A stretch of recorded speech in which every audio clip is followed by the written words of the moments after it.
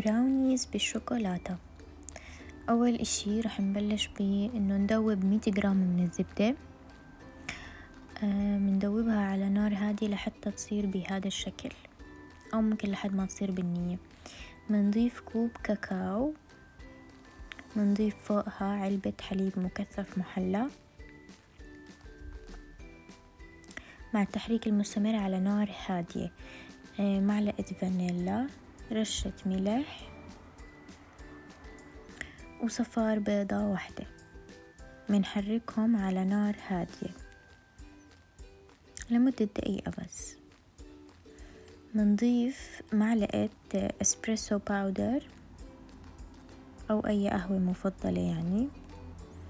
بنضيف 3/4 كوب طحين، بس 3/4 كوب على كل الكمية.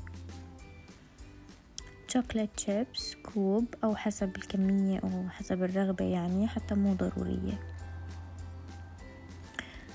وبعدين بنجيب هذا الخليط بعد ما نحركه منيح منيح ونتأكد إنه كل المكونات اتجانست، وبنضيفه بصينية الخبز. بنظبطه وبنرتبه.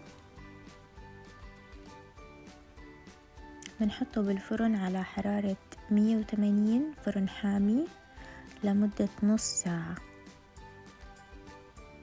هذا الشكل النهائي.